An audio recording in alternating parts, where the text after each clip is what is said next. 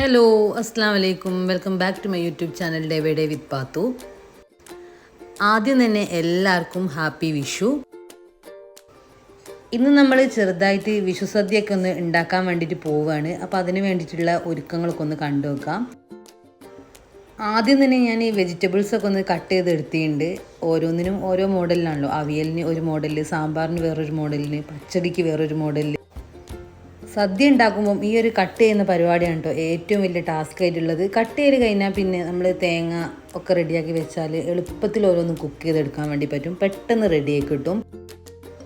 എന്നെ സംബന്ധിച്ച് ഇതൊക്കെ ഒന്ന് കട്ട് ചെയ്തെടുക്കലാണ് വലിയൊരു പണി. അപ്പം എങ്ങനെയൊക്കെയോ അത് ഞാൻ ചെയ്ത് തീർത്തിയുണ്ട്. കറക്റ്റായിട്ടൊന്നും അല്ല കേട്ടോ, അത്രയ്ക്ക് വലിയ വൃത്തിയൊന്നുമില്ല കാണാൻ വേണ്ടിയിട്ട്. പെട്ടെന്ന് ഉണ്ടാക്കുകയാണല്ലോ.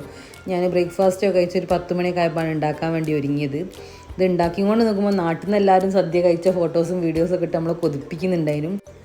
ഇനി എത്രയൊക്കെ റിസ്ക് എടുത്താലും സദ്യ എന്നും നമ്മളൊരു വീക്ക്നെസ്സാണ്. അതുകൊണ്ട് നമ്മൾ എത്ര കഷ്ടപ്പെട്ടാലും അത് ഉണ്ടാക്കും.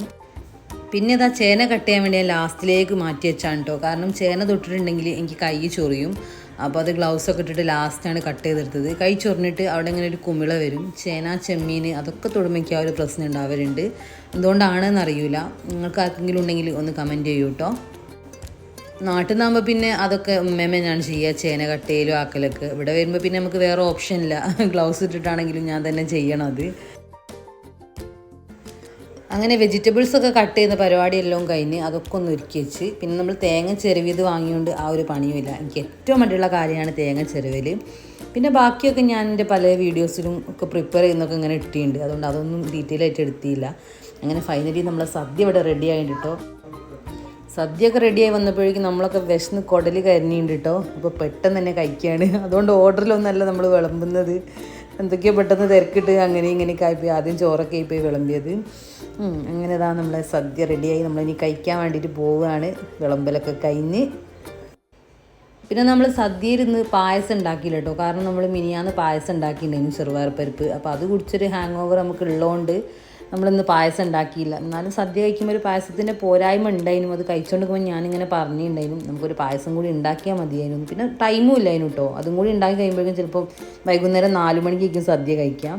ഏതായാലും അടിപൊളിയായിരുന്നു, നല്ല ടേസ്റ്റ് ഉണ്ടായിരുന്നു കഴിക്കാൻ വേണ്ടിയിട്ട്. നമ്മളെല്ലാം ആസ്വദിച്ച് കഴിച്ചിട്ടുണ്ട്. അല്ലെങ്കിലും ഇങ്ങനെ പുറത്തൊക്കെ വന്ന് നിൽക്കുമ്പം നമുക്ക് ഏറ്റവും കൂടുതൽ മിസ് ചെയ്യുന്നത് നമ്മളെ നാടൻ ഫുഡ് തന്നെയാണ്, എസ്പെഷ്യലി ഈ സദ്യയൊക്കെ. പിന്നെ സദ്യ ഉണ്ടാക്കുമ്പോൾ രണ്ടുണ്ട് കാര്യം. കുറച്ചധികം ഉണ്ടാക്കിയിട്ടുണ്ടെങ്കിൽ 2 ദിവസത്തേക്ക് നമുക്ക് പിന്നെ കിച്ചണിൽ കയറേണ്ട ആവശ്യമില്ല. അപ്പം ഞാനത് കണ്ടറിഞ്ഞങ്ങനെ ചെയ്തിട്ടുണ്ട്. അപ്പം ഇത്രയൊക്കെ ഉള്ളൂ കേട്ടോ നമ്മളെ വിഷു വ്ളോഗ്, സദ്യ ഉണ്ടാക്കുന്ന വ്ളോഗ്.